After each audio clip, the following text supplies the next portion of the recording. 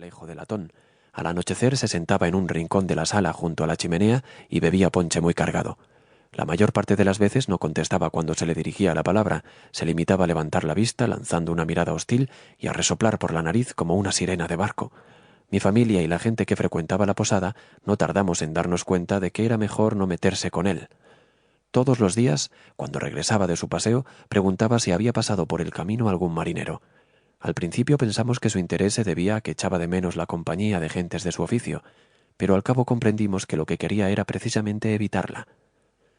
Cuando un marinero se hospedaba en el Almirante Benbow, como sucedía a veces cuando alguno bajaba de Bristol por la carretera de la costa, lo observaba a través de la cortina de la puerta antes de entrar en la sala, y siempre estaba más callado que un muerto cuando había un marinero delante.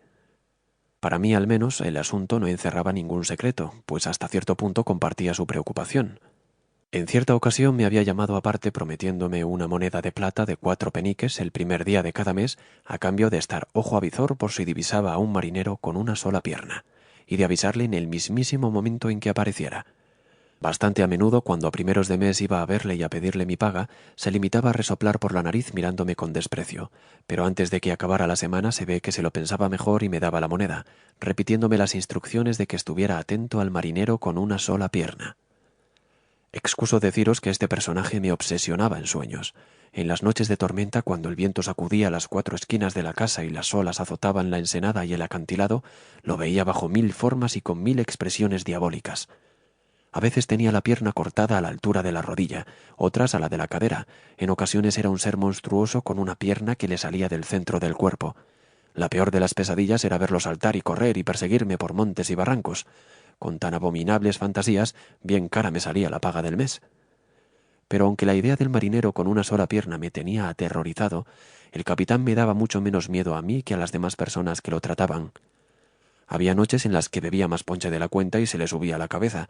Cuando esto sucedía, a veces se sentaba y se ponía a cantar viejas tonadas marineras, terribles y obscenas, sin respetar a nadie, pero otras veces invitaba a una ronda y obligaba a todos los presentes, que temblaban atemorizados, a escuchar sus relatos o a corearle las canciones. A menudo sentí que la casa se estremecía con aquel yujujú y una botella de ron, y todos los presentes se unían fingiendo entusiasmo, pero más muertos de miedo que otra cosa, y cantando a cual más fuerte para no llamar la atención. Y es que en aquellos arrebatos era el compañero más tirano que jamás ha existido. Golpeaba la mesa con la mano para imponer silencio, se enfurecía si alguien le hacía una pregunta, o a veces si no le hacían ninguna, porque estimaba que los parroquianos no estaban atentos a su relato. Y tampoco dejaba que nadie se marchara de la posada hasta que, borracho como una cuba y muerto de sueño, se iba a la cama dando tumbos.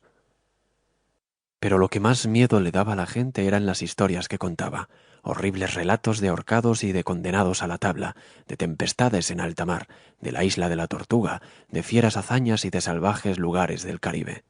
A juzgar por sus palabras, debió de pasarse la vida entre algunos de los hombres más malvados que Dios permitió que surcaran los mares. El lenguaje que utilizaba para contarnos estas cosas chocaba a la sencilla gente de nuestra tierra tanto como los horrores que describía. Mi padre decía continuamente que nos iba a arruinar el negocio, porque los clientes no tardarían en dejar de acudir a un sitio donde los tiranizaban y humillaban, y del que luego se iban para meterse en la cama temblando. Pero a mí me parece que su presencia nos favoreció. De momento la gente se asustaba, pero luego, cuando pensaban en estas cosas, en el fondo les gustaban. Ponían un grano de emoción en su monótona vida rural, y había incluso un grupo de jóvenes que decían que lo admiraban y lo llamaban auténtico lobo de mar, marinero de ley, y cosas por el estilo, y sostenían que eran tipos como él los que habían dado a Inglaterra su fama en la mar. Es verdad que hasta cierto punto casi nos arruina.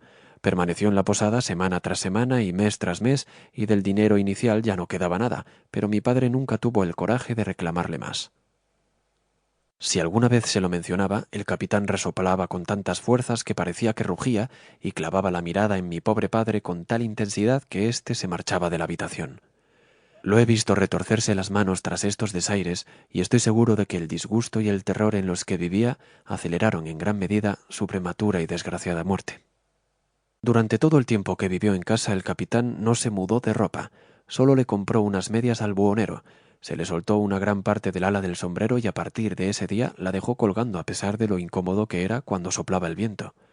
Recuerdo el aspecto de su casaca, que remendaba él mismo arriba en su habitación y que al final era toda ella un puro remiendo.